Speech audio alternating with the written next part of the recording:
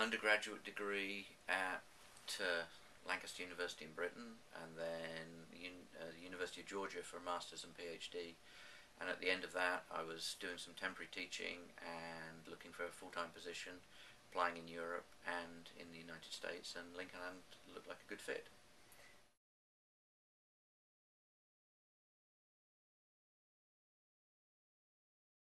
Typically, I say, do you know what you want to do? And for most students, the answer to that is no. And so I suggest that it's a really good place to explore some of the opportunities that might be there, where you'll get faculty who are spending most of their time teaching, and are used to dealing with people who are not certain they want to be political scientists, or not certain they want to be physicists, and are taking a couple of classes. So I suggest that if you want some high quality instruction in areas that you're trying out, then it's a good place for that. And I also point out to their parents that we're more reasonable than trying out those things at other places sometimes.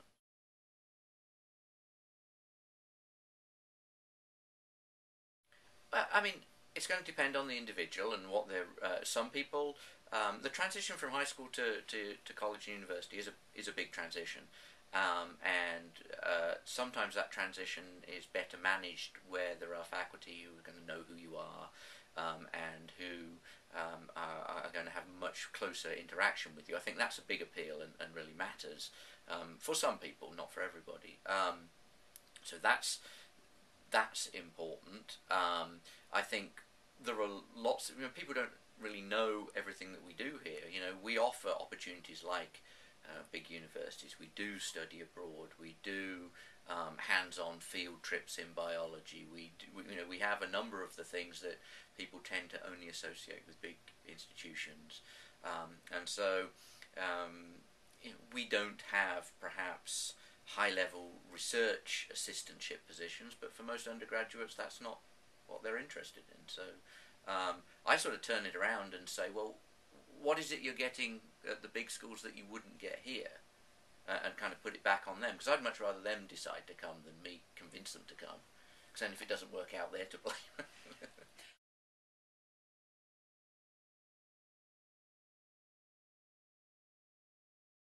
We have seen, I think, more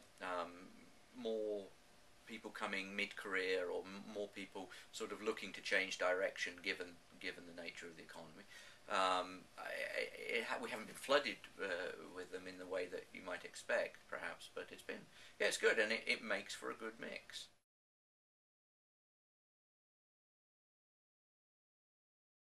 I mean, I think there's a huge value, and it's not so much the.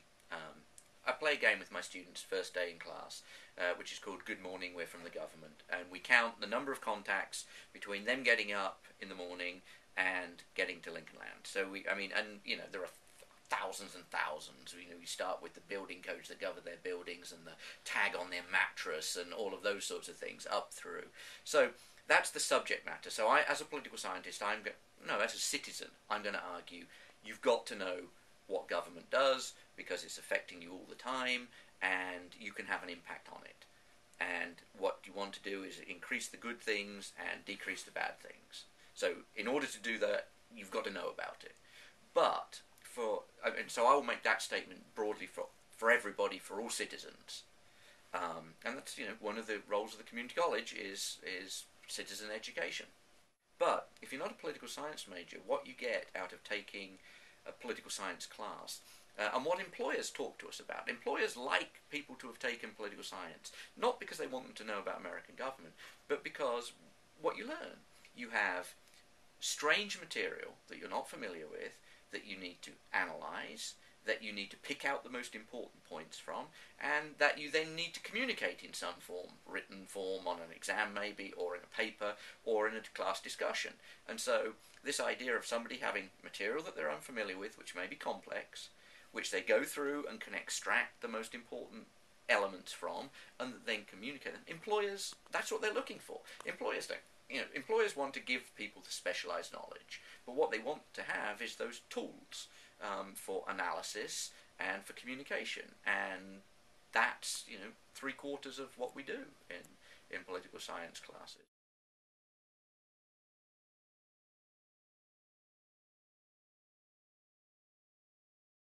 it really is. I mean, it seems kind of cliched, but it really is about the students. I mean, if anybody's ever taught at any level, at Little League or anything, then you will know what I'm talking. I suppose almost anybody who's had children will know that when somebody is faced with a problem that they don't understand, and you are able to explain it to them in such a way that they do understand, I mean, the cartoon representation is the light bulb, and it genuinely, you can see it in people's faces, and that's the best feeling. That is the best feeling when you know, somebody's struggling with something, and you find just the right way to explain it, and they get it. That's the real deal. That's what gets you up in the